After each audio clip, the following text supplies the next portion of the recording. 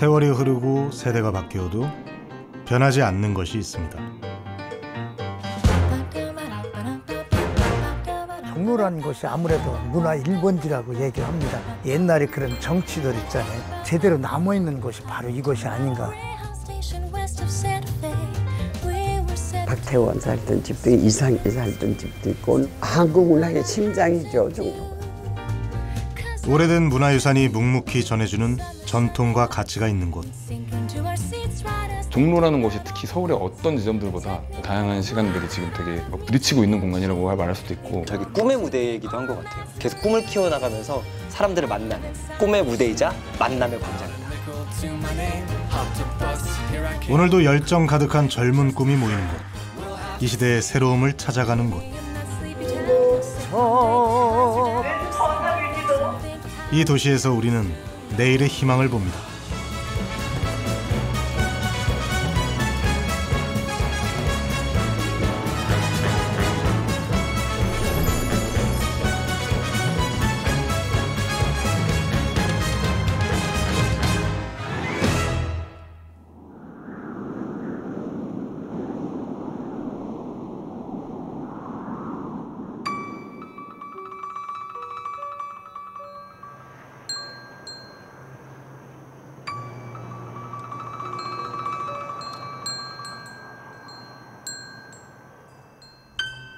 내 노래 하나 먼저 하고 시작할게.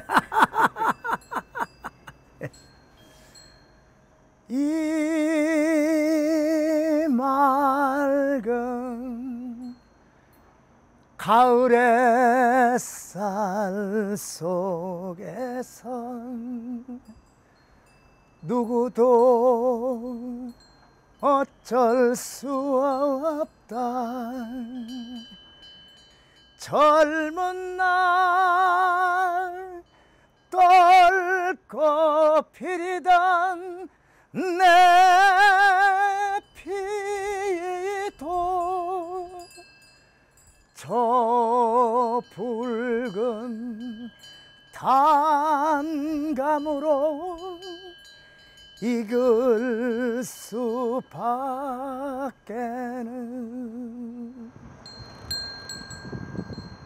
이 지금 가만히 돌이켜보면은 종로에 인연이 많아요.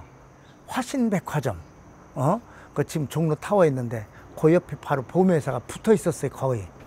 거기서 근무하면서 그때 꿈을 꿨었어요. 나도 좀 노래를 한번 해볼까? 파고다 그 공원 옆에 그 옛날에 막 이제 국밥 싸게 파는 데가 지금도 있어요. 거기 작곡가 사무실에서 노래를 3년을 배웠거든요. 그게 제 나름대로 어떤 예술의 첫 시발점이었던 것 같아요. 보험회사를 다니다 45세 가수로 데뷔하기까지 우여곡절이 참 많았지만 이 집이 그걸 위로해 준답니다. 이 바위가 정말 아름다워요.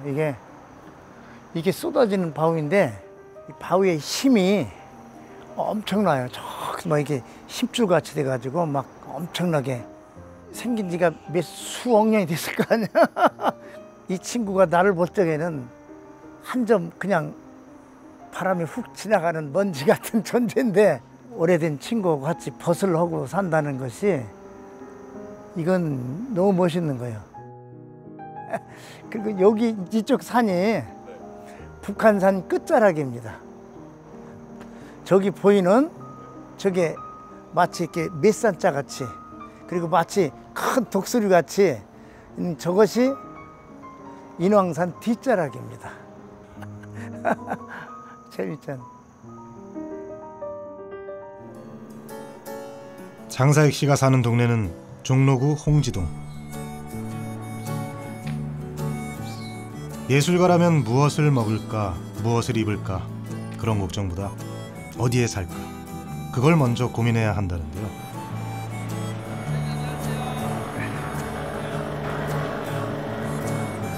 세검정 산거리, 여기가 이제 세검정이에요. 세검정, 그 유명한 경치가 아름다워 조선시대 사대부가 논의는 이름난 곳. 여기는 조선 영조 때부터 시인과 묵객들이 즐겨 찾던 곳이고요. 여기 홍지문이거든요. 이 돌들이 얼마나 이뻐요. 아름답잖아. 이렇게 쌓은 것도 이게 큰 절에서 이렇게 이런 형태로 이게 정말 이거 기맥힌 이게 산수를 모르면 이게 힘들어. 이게 이런 건축이다. 숙종 때 만들어진 홍지문을 지나 석파정으로 갑니다. 산책길에서 만나는 풍광, 전해지는 이야기 하나하나가 모두 소중합니다. 이게 석파정 별당이에요. 별당. 흥선대원군 별장 석파정 별당이야. 여기서 보면은 원래 여기 없을 때는 북한산 자락이 평풍같이 쫙 있었어요. 건물 들어서 가지고 그랬는데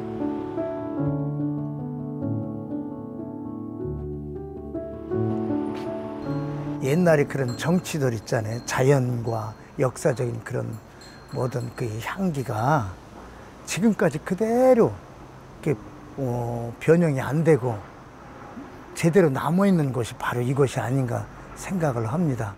고향 이상으로 좀 아름다운 곳이고 제가 또 이것은 정말 내가 몸과 마음을 참 편히 쉬면서 힘을 얻는 곳이구나 하는 생각으로 이 동네를 사랑하고 그래서 물론 제가 갈 때까지 여기서 살 것 같습니다.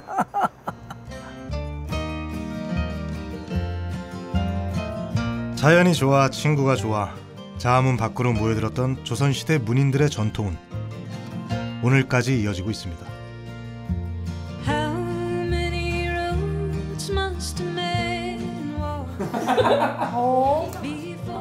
퍼스트도 괜찮았고. 이 젊은이들은 그림으로 음악으로 세상과 사람들에게 이야기를 전하는 예술가들입니다. 저도 그게 신경 쓰이는 게 저는 사실 그냥 작품 자체에 대해서 어디 있든 상관은 없는데 오히려 제가 민폐를 끼칠까봐 제게 이제 모니터에 나오더라고요. 저희는 우선 젊은 창작자들에게 계속해서 작업을 지속할 수 있는 그런 플랫폼을 열어주고요. 다른 영역에서 활동하고 있는 작가들과 함께 만나서 본인들의 작품 영역을 더 확장시키고 그리고 중견 작가님들이나 원로 작가님들 그 멘토링을 통해서 조금 더 성장할 수 있도록 도와주고 있는 것이 저희 목표 지점입니다. 애니메이션 제작 기법을 활용해 일상의 이야기를 디지털 영상으로 풀어내는 이승훈 작가. 서울이라는 곳, 그중에서 종로는 정말 특이할 정도로 초현실적인 공간이라고 생각을 하거든요. 어떻게 이렇게 과거랑 현재 미래가 이렇게 막 충돌하고 있는 곳이 또 있을까? 내가 하는 작품도 마치 도시가 하나 만들어지듯이 그냥 제가 만든 시간들 또 다른 시간들을 하나하나 모아서 만드는 하나의 판이구나. 이 장소에 예술 하시는 분들이 많다는 사실만으로도 뭔가 응원을 받는 느낌이 들었었거든요. 화가분들이 뭐 동네 주민이시고 그래서 왠지 저랑 개인적으로 친분이 없어도 제가 여기서 작업을 하는 것이 뭔가 힘이 되고 좀 그런 느낌 받았었어요.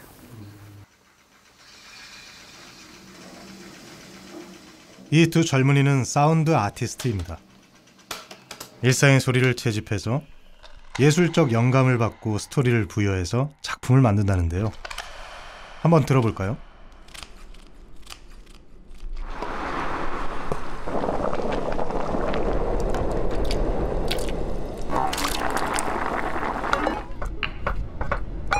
김치찌개 끓는 소리가 이렇게 달라집니다. 소리의 대변신입니다. 압력밥 소리가 치크치크 했을 때 저는 할머니가 그 저녁을 해주셨을 때 그 향수가 있거든요. 그런 게 재밌는 것 같아요. 저한테는 이렇게 받아들였었던 기억과 뭐 이렇게 묻어있는 소리들이 있는데 다른 분이 그 소리에 대한 기억이 또 다르잖아요. 그래서 그거를 공유할 때 생각보다 되게 삶을 되게 가깝게 공유하게 되더라고요. 그렇다면 자문 밖, 이 동네에선 어떤 소리를 들을 수 있을까요? 익숙했던 소음이 오히려 없는 공간이었어요. 바람 소리를 온전하게 들을 수 있고 새로운 자연을 알게 된 공간인 것 같아요, 종로는.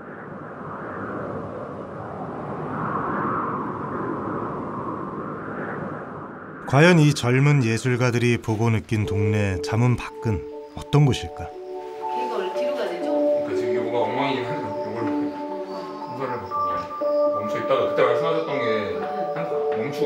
각자 나름의 방식으로 작품을 만들고 서로 의견을 나눴습니다. 격정적으로 느껴져서 약간 음악 좀 클라이막스 올라갈 때쯤에 움직임을 저도 여기 혹시 그 전부터 들어오셨을까요? 얘 나오고부터. 네네네. 나부터요.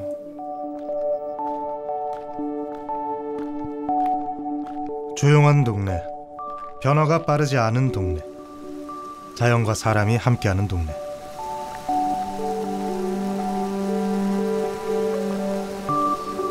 자문박 예술가들의 공동작품, 자문박 바람입니다.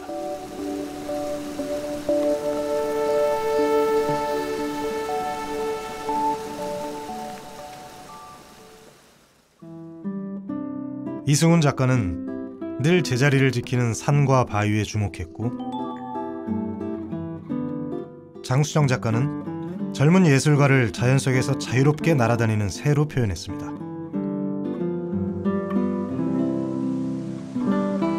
여기에 물소리, 바람소리, 자연에서 들리는 새소리가 함께합니다.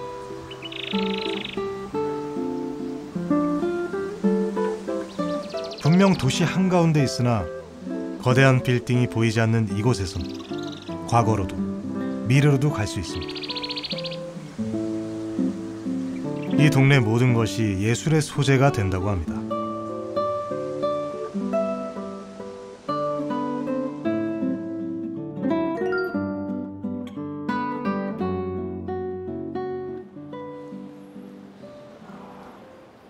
새로움을 추구하는 자유로운 사상과 문화의 전통. 종로에는 어떻게 이런 전통이 생겼을까요? 저희 국사책에서 보던 원각사지 10층 석탑. 국보 1호가 남대문. 이게 국보 2호 원각사지 10층 석탑. 굉장하죠. 그리고 이게 지금 그렇게 오랜 시간이 지났는데도 아직도 저런 디테일이 좀 아직까지도 살아있는.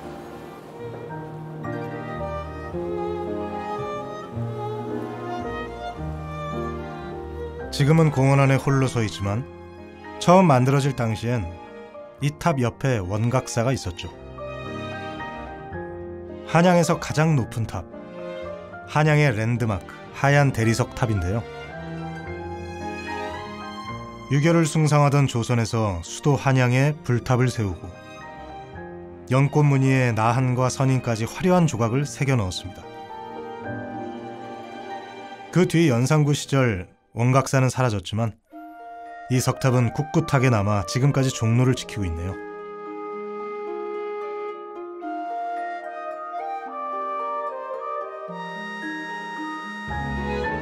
그때 조선의 선비들은 이 탑을 보며 어떤 생각을 했을까요?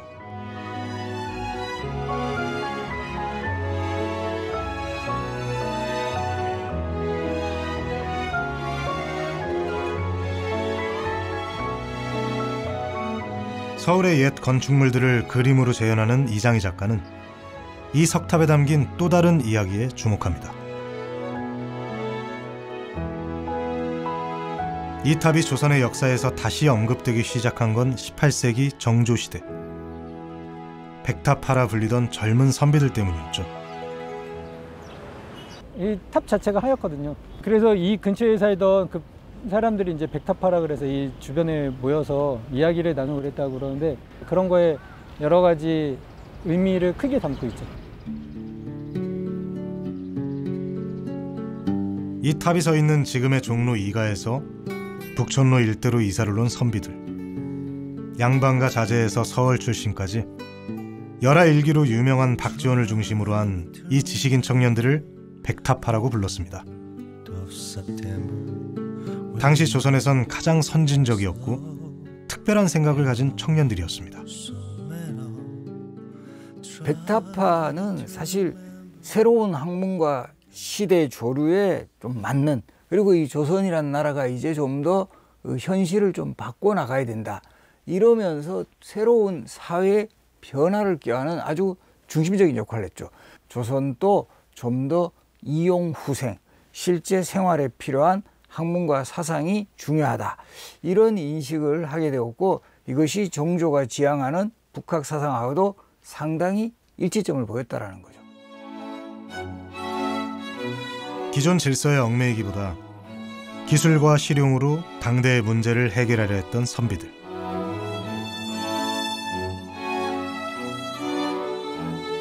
시대의 과제를 읽는 영민함을 가졌으나 힘이 없었던 그들은 백탑 주변에 모여 토론하고 교류하며 각자의 생각을 더욱 발전시켜 나갑니다. 일단 모이면 밤을 새는 일이 허다했다죠. 한양의 중심 종로에서 농업기술을 논하고 상업유통질서의 개혁을 얘기하고 국제무역에 대해 토론하던 그들에게 중요한 것은 명분이 아닌 실리였습니다. 중국인은 중국을 중심으로 삼고 서양을 변두리로 삼으며 서양인은 서양을 중심으로 삼고 중국을 변두리로 삼는다. 결국 중심도 변두리도 없이 모두가 중심인 것이다. 서양인들이 땅덩어리가 둥글다고 하면서도 그것이 구른다는 사실은 말하지 않았으니 이는 둥근 것은 반드시 굴러간다는 이치를 모르는 것입니다.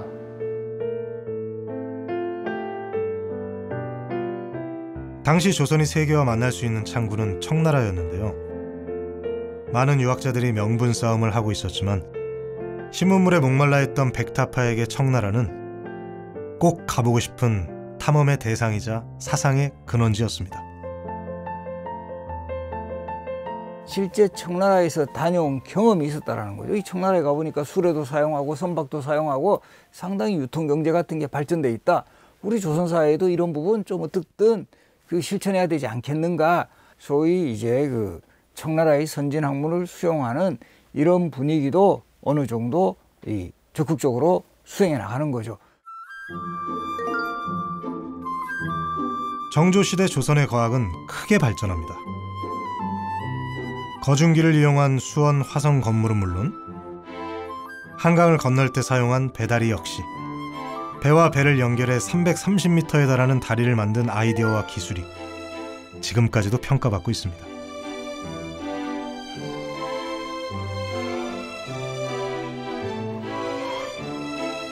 신병주 교수는 이 발전의 과정에 북학 사상을 가졌던 지식인 그룹의 공로가 컸다고 말합니다.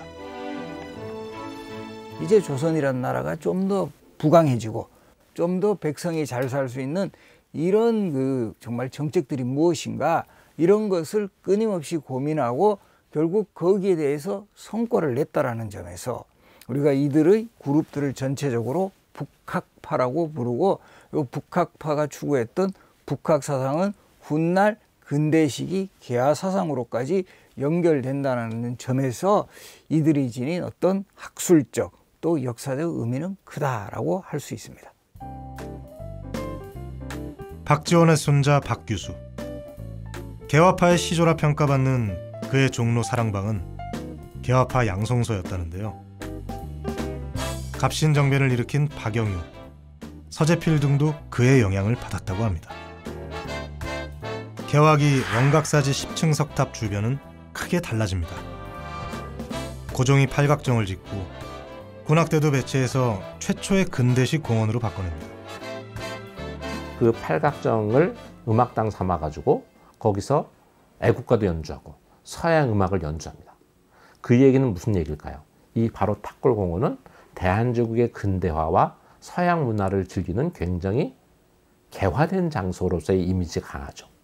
바로 그 장소였기 때문에 1919년에 고종이 돌아가셨을 때 3.1 만세운동이 일어나죠. 3.1 독립 만세운동이 이곳에서 시작된 건 결코 우연이 아니었습니다. 조선 후기부터 이어진 시대정신의 상징이었습니다. 참 역사에 빼놓을 수 없는 그런 곳이지만 또 저희가 또 이렇게 또 자주 이렇게 찾고 하는 곳은 아니잖아요. 근데 야, 여기 진짜 어릴 때 와보고 이렇게 오랜만에 와보는데 역시나 또 괜히 좀 차분해지고 마음이 좀 착잡하네요.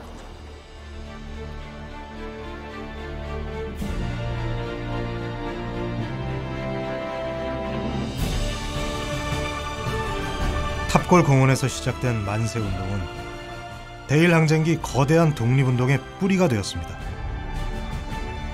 가장 먼저 일어나 치열하게 고민하고 앞장서 싸우는 모범을 보여준 곳, 바로 여기입니다.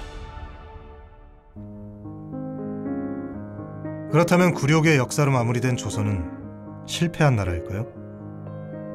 조선이 남긴 것은 무엇일까요? 조선조 때 뭐 이런 여러 가지 얘기가 있지만요, 우리가 생각 이외로 대단한 게 있는 게 뭐냐면, 왕조가 문신이 지배하는 국가 아니에요. 그런데 500년 동안 왕조가 이어졌다는 건요, 대단한 거예요. 세계사에서도 드물거든요. 이게 왕조가 국가 통치하는 사람도 그렇고 백성들도 그렇고 관리도 그렇고 그거를 다 따르고 그렇게 생각하고 그렇게 행동을 했기 때문에 500년 왕조가 이어졌던 거죠.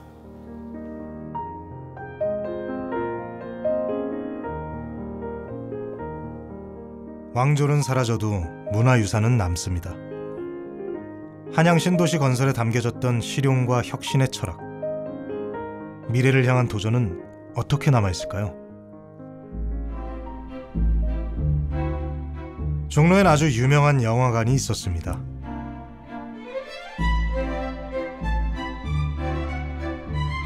영화관이 왜 기록하고 보존할 역사가 되었을까? 궁금하시죠? 야, 영화 민족 영화 제1화 아리랑 개봉 1926년.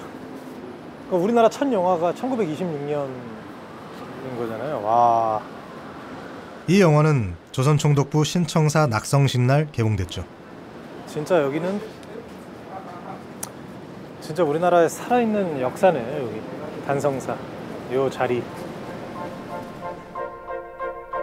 1907년 한양의 사업가들이 돈을 모아 만든 극장. 한국 영화의 역사가 이 극장과 함께 시작되고 발전되었습니다. 70년대 극장에 간다는 건 종로에 간다는 말이었죠. 단성사 주변에 다른 극장도 생겼는데 대작이 개봉되면 이 일대는 인산인해를 이뤘답니다. 1990년 장군의 아들 67만 명, 1993년 서편제 84만 명. 아쉽게도 전 초등학생 때라 저 대열에 없었습니다.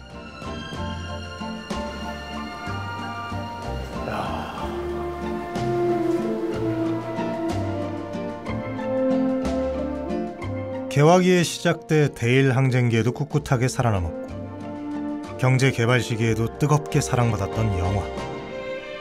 그 이유가 뭘까요? 그때 영화는 신세계였습니다. 세계를 이해하고 세계인과 소통하는 창구였던 겁니다. 야, 저는 대부를 엄청 옛날에도 보고 또 보고 이방원 하면서 이 영화를 한 3번, 4번 더 봤어요.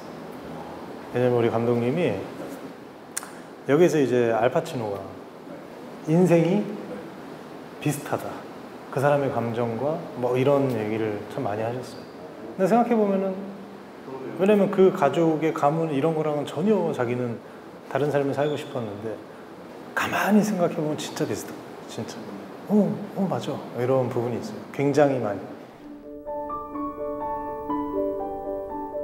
외국 영화를 보며 가슴 설레던 시네마 키즈들은 이 도시에 한국 영화의 새로운 역사를 새겨놓습니다.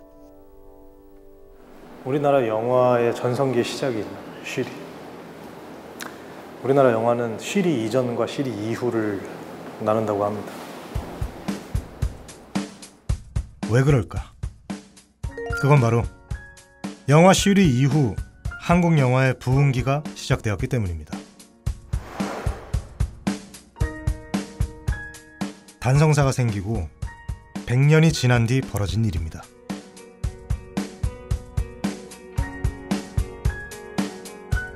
새로운 도전, 새로운 시도는 그래서 중요합니다. 오늘보다 내일을 기대하게 만드니까요. 한양의 심장에서 대한민국의 심장으로 변모한 종로에는 새로움을 향한 도전의 발걸음이 계속 이어집니다.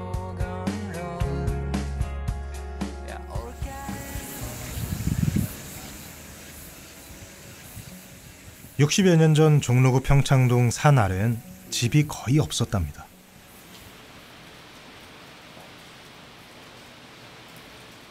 강인숙 평론가는 남편 이어령 교수와 함께 이곳에 들어오던 그때를 기억합니다.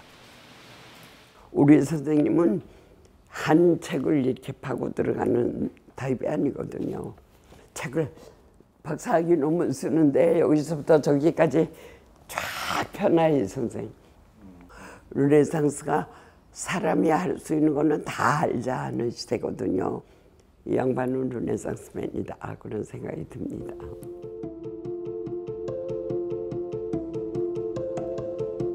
학자이자 장관이었고 학생들을 가르치는 스승이었던 이어령 교수는 철저한 연구와 뛰어난 통찰력으로 한 발 앞서 길을 열어간 석학이었습니다.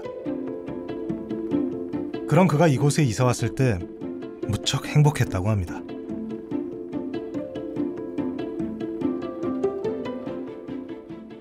한국 문학의 심장이죠, 종로가. 박태원 살던 집도 이상희 살던 집도 있고 노천명 살던 집도 있고 무상동 거기에만 고골목에만 이상하고 노천명 천경자가 산 집이 이렇게 있어. 그리고 그 뒤에 가면 박노수 집이 있고 그 뒤에 가면 정선의 집이 있고 그러니까 종로구가 대단한 동네예요. 북한도 명동촌에서 태어나 자란 윤동주가 연희 전문학교에 입학해 하숙을 했고 시인 이상이 27년의 생애 중 20년을 살았던 집이 남아있고 해방 이후 독자적 화풍을 시도한 한국화 1세대 화가 박노수의 집을 만날 수 있는 동네가 종로입니다. 박서지 씨 동사에 하나도 없어서. 그리고 이어령 교수는 이 동네에 살면서 88 서울올림픽 개폐회식을 기획했고 2006년 디지로그 칼럼, 2013년 생명이 자본이다를 통해 핵심 화두를 던졌습니다. 굉장히 새기기를 좋아해요. 지적 호기심 같은 거 뭐 이런 거겠죠 아마도. 새 책과 마찬가지예요. 새 책이 새 지식을 주도 여기도 새 지식이 오는 거죠. 그렇게 해서 그 세거필리아, 네오필리아에 그냥 포함이 되는 반반 책과 기계와 그 새 기계에 의해서 굉장히 많은 게 유발이 돼요. 창조적인 기능이. 그는 분명히 인문학자였으나 그의 서재엔 최신형 컴퓨터가 여러 대 갖춰져 있습니다. 마지막까지 사용하던 컴퓨터입니다. 그에게 새로움에 대한 두려움은 없었습니다.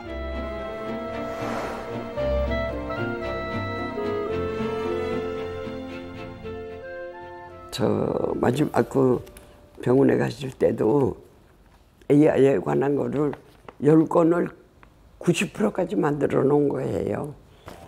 그걸 맞아 하려고 늦게 가서 암이 됐는데 내가 병원에 가야 한다고 그러면은 보면서 그 말이 나와. 지금 막 10권이 채워줘야 되는데 마지막 한 걸음이면 끝났는데 이제 12개서 했는데 결국 못 하셨어요. 아파서.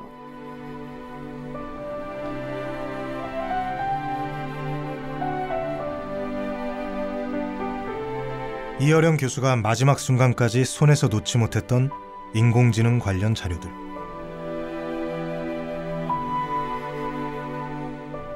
석학의 뜨거운 열정은 분야를 뛰어넘어 경계를 허물고 다시 나갈 길을 여는 작업이었습니다.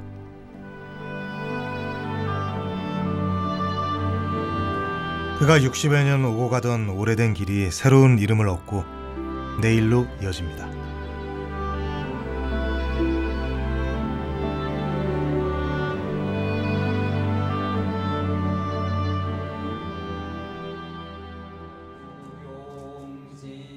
모든 길은 이어져 있습니다.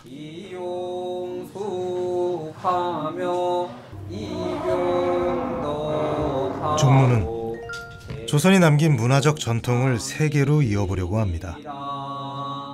조경중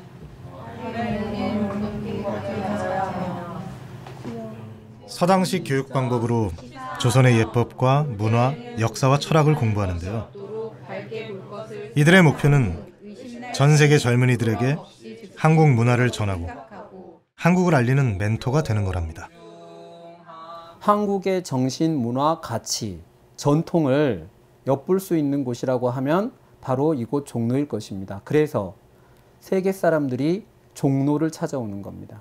이 아이들이 영어를 자유롭게 구사를 하면서 그러면서도 그 아이들의 인문학적 소양을 통해서 자기의 영역을 넓혀가는 그러한 인재를 만들고자 하는 것이 이 종로국제서당의 목표입니다. 단순한 체험 활동이 아닙니다. 먼저 잘 훈련된 선배가 돼야 하는데요. 붓글씨 실력은? 이 정도면 아주 뛰어나네요.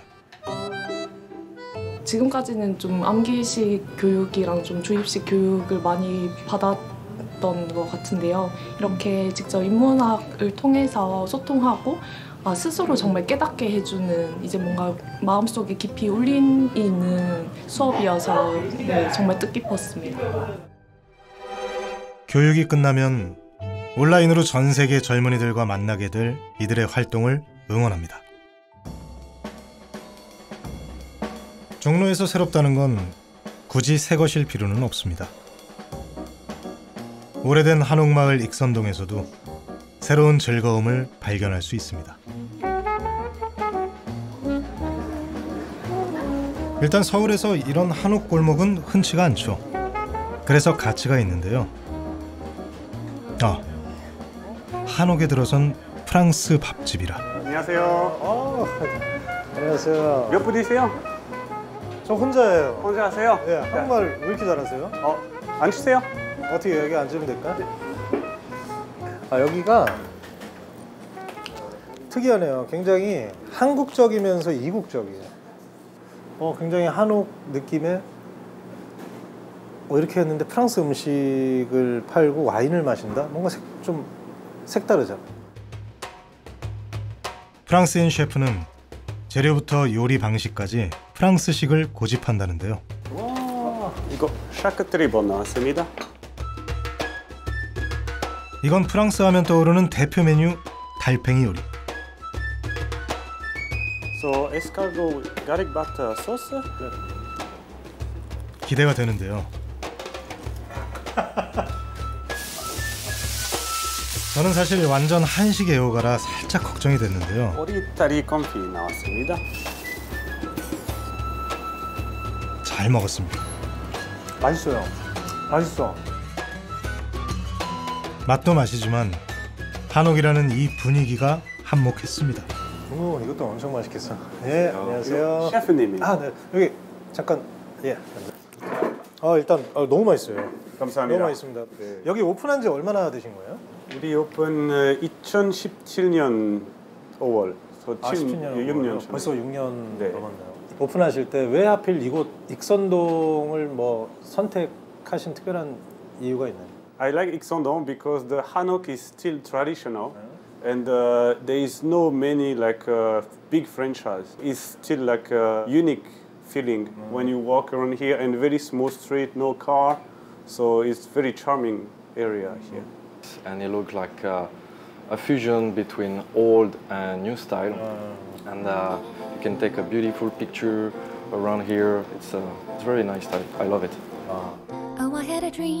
익선동 한옥마을의 시작은 1920년대입니다. 개발 시대를 지나면서 빌딩이 더 필요해지자 한옥은 낡고 불편하다고 외면했는데요. 오래된 멋이 세계 각국의 문화와 만나면서 새롭고 독특한 공간으로 주목받고 있습니다. 종로구 서촌의 아주 작은 이 한옥도 특이한 이력을 가진 주인의 손에서 변신한 케이스. Good tea. I don't remember the brand name, so I couldn't say. 우리가 보기에는 제가 한국 사람이지만 외국에서 자라서 제가 미국 사람이고요. 우리 남편은 스웨덴에서 태어났지만 4살 때부터 한국에서 한국에 자라서 와서 여기서 교육을 받아서 제 남편이 한국 사람이에요. 앞으로 살고 싶은 집을 짓고 싶어서 서촌을 둘러보다가 이 집을 만나게 되었습니다.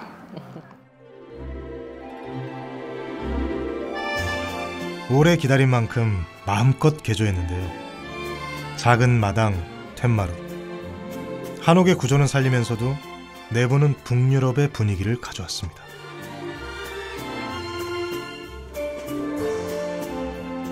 네, 저는 한옥을 좋아하는데 어렸을 때는 종로구 관운동에서부터 아주 전통적인 한옥에서 살았고, 박상진 씨의 어머니는 결혼 후 스웨덴을 떠나 종로의 한옥에서 시집살이를 했다는데요. 어머니도 박상진 씨도 불편하고 고생스러웠던 기억은 다 사라졌다고 합니다. 저는 그냥 한옥이 좋아요. 저희가 아파트에서도 몇 년 살아봤는데 뭔가 좀 모자라요. 부족해. 한옥에 있으면은 시간이 느리게 간다는 걸 느끼게 돼요. 대청마루에 딱 앉아서 빛도 많이 들어오고 바람? 그러니까 모든 작은 것들을 더 느낄 수 있는 그러한 공간인 것 같아요. 네.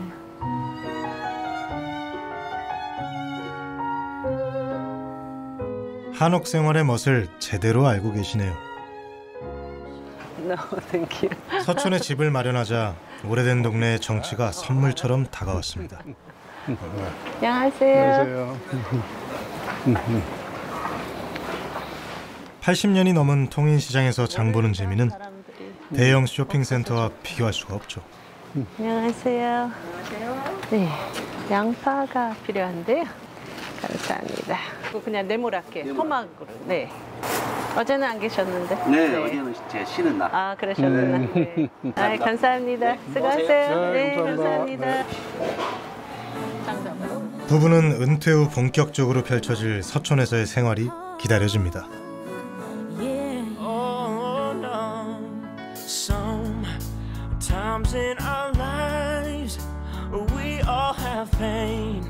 종로를 돌아보다가 중요한 공통점을 하나 발견했는데요.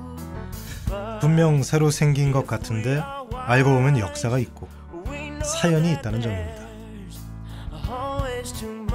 이곳은 영화관과 공연장이 있는 복합 문화 공간인데요. 사회과학 책을 펴내던 출판사가 떠난 뒤 그 아들이 대를 이어 종로를 지키고 있답니다. 전 오늘 인디밴드의 공연을 보기로 했습니다.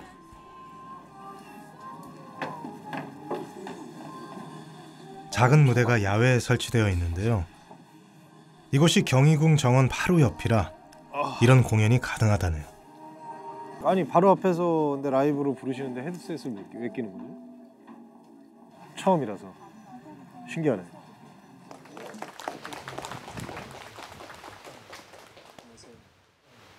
새벽별을 부르던 달콤한 대화도 제 것이 아님을 알아요. 공연이 시작되고 난 뒤 왜 헤드셋을 나눠줬는지 알았습니다. 주변 소음을 차단하고 음악에 집중하고 싶다면 이걸 이용하면 되는데요. 그댄 어떤 기분인가요? 어서 솔직하게 말을 해봐요. 더는 헛된 꿈에 빠지지 않게 좀 더 또렷한 목소리로 저를 불러줄 수 있는지. 햇살 좋은 가을날 생생한 라이브 공연을 들으며 경희궁 공원을 걷는 특별한 즐거움. 이 공간의 매력을 활용한 아이디어가 젊은이들을 불러 모으고 있습니다. 나란히 앉은 좁은 자리는 늘 똑같지만 제 마음은 점점 새로운 도전에는 늘 박수를 보내지만 과연 잘 될까? 걱정이 되는 것도 사실입니다. 셋이 더 짰구나. 놀려? 누가 누굴?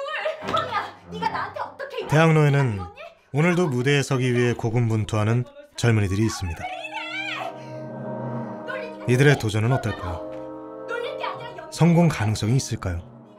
종로이지 대학로는 예술가들의 영역이죠. 예술가들이 집결되어 있고 많은 공연장들이 200개, 300개가 진짜 포진되어 있고 지금 생각하니까 한 20년 전, 23년 전 그때가 정말 전성기였던 것 같은데요. 한 달 내내, 2달 내내 공연을 했을 때도 낮 4시, 3시 공연이 정말 줄이 정말 길게 서고 만석이 많았었죠. 그럴 때가 있었습니다.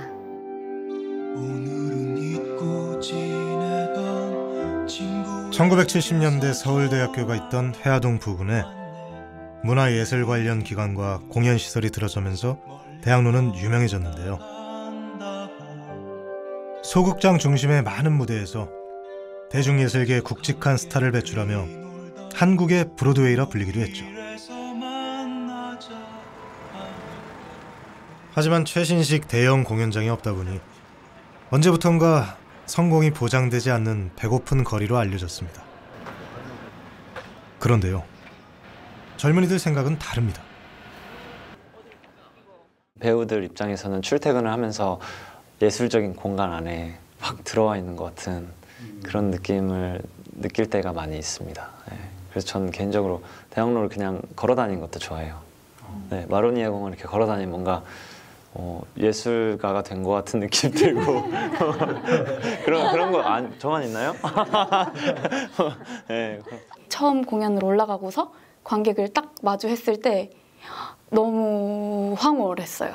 그래서 그 느낌을 잊지 못해서 지금까지도 계속 뮤지컬을 하고 다른 곳에서도 충분히 연기를 하거나 제 재능을 발휘할 수 있는 공간이 있을 텐데 그럼에도 불구하고 저는 무대 연기가 좋아요.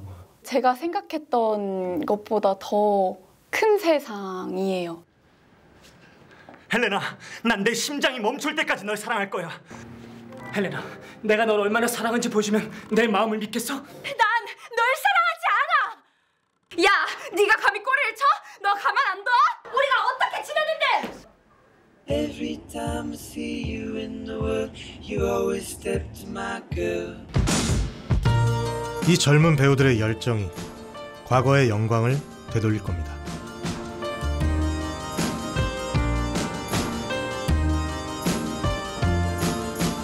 의미 있는 하나의 성과를 만들어내려면 시간과 정성과 노력을 투여해서 길고 지루한 터널을 통과해야 합니다. 때로 좌절하고 주저앉을 때 대학로에 남겨진 숱한 선배들의 전설 같은 성공 스토리가 위로가 될 겁니다.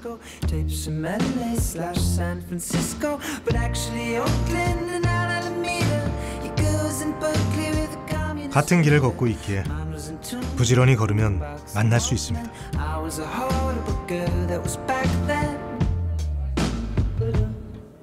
역사와 전통의 힘은 누구에게나 공평하고 강력합니다. 그렇게 날 명칭주고 싶었어? 야, 이거 무슨 소리 하는 거야? 내가 왜? 젊은 배우들은 여름부터 가을까지 연습실을 지켰습니다. 사랑은 언제나 꿈만 같고 인생은 코로나 팬데믹으로 크게 위축됐던 뮤지컬 공연은 지난해 역대 최고 판매액을 기록했고 대학로 공연은 그중 11.3%를 차지하며 올해까지도 든든한 버팀목 역할을 해내고 있습니다. 저는 만남의 광장이라는 생각이 또 들고요. 또 한편으로는 저에게 꿈의 무대이기도 한 것 같아요. 사실 새 공연에 들어갈 때마다 이번엔 또 어떤 배우들과 함께 하지? 또 어떤 스태프분들과 함께 하지?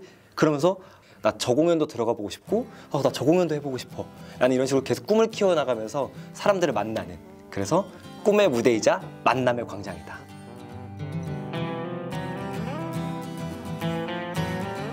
자, 이제 꿈을 향해 달려가고 있는 이 젊은이들을 기억해 주십시오. 대학로에서 시작해 세계로 나갈 겁니다.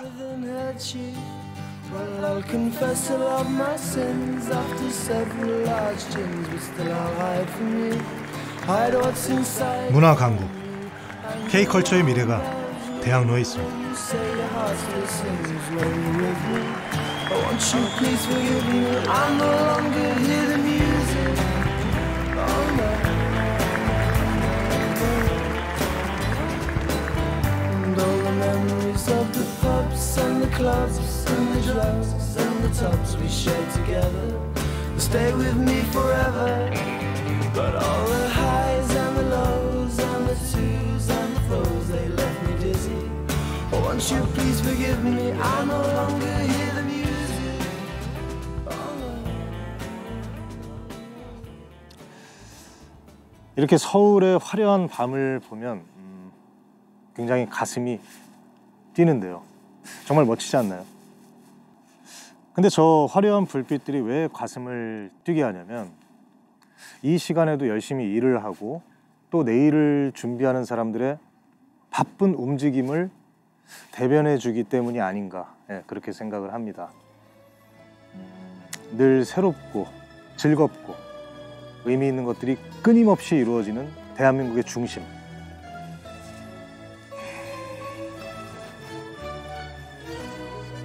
서울의 오래된 이곳이 참 좋습니다.